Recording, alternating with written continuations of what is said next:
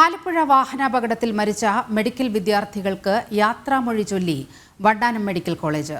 Governor Arif Mohammed Khan അന്തിമോപചാരം അർപ്പിച്ചു. പൊതുദർശനത്തിന് ശേഷം മൃതദേഹങ്ങൾ ബന്ധുക്കൾക്ക് വിട്ടു നൽകി.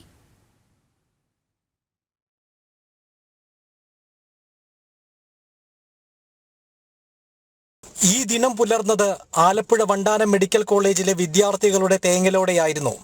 രാവിലെ 8:30 വാഹനാപകടത്തിൽ മരിച്ച 5 വിദ്യാർത്ഥികളുടെയും പോസ്റ്റ്മോർട്ടം നടപടികൾ ആരംഭിച്ചു.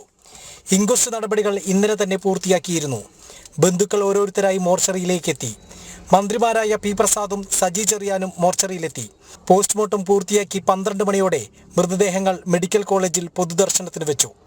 ഗവർണർ ആരിഫ് മുഹമ്മദ് ഖാൻ വിദ്യാർത്ഥികൾക്ക് അന്തിമോപചാരം അർപ്പിച്ചു.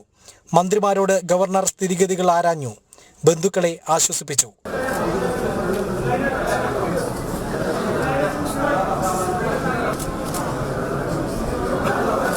ആരോഗ്യവകുപ്പ് മന്ത്രി വീണ ജോർജ് ഉൾപ്പെടെയുള്ള മറ്റു മന്ത്രിമാരും പ്രമുഖരും വിദ്യാർത്ഥികളും അന്തിമോപചാരം അർപ്പിച്ചു. വിദ്യാർത്ഥികൾ തങ്ങളുടെ ഉറ്റമിത്രങ്ങളെ കണ്ണീരോടെ യാത്രയാക്കി. മൃതദേഹങ്ങൾ ബന്ധുക്കൾക്ക് വിട്ടു നൽകി. ലക്ഷദ്വീപ് സ്വദേശി മുഹമ്മദ് ഇബ്രാഹിമിന്റെ സംസ്കാരം എറണാകുളം ടൗൺ ജുമാ മസ്ജിദിലാണ്. മലപ്പുറം സ്വദേശി ദേവാനന്ദന്റെ സംസ്കാരം നാളെ വൈകിട്ട് 4-ന് കോട്ടയം മറ്റക്കരയിലെ വീട്ടുവളപ്പിൽ നടക്കും. കോട്ടയം പൂഞ്ഞാർ സ്വദേശി ആയുഷിന്റെ സംസ്കാരം കുടുംബ വീടായ ആലപ്പുഴ കാവാലത്ത് നാളെ രാവിലെ 10-നും കണ്ണൂർ സ്വദേശി മുഹമ്മദ് ജബ്ബാറിന്റെയും പാലക്കാട് സ്വദേശി ശ്രീദീപിന്റെയും സംസ്കാരം ജന്മനാട്ടിലും നടക്കും.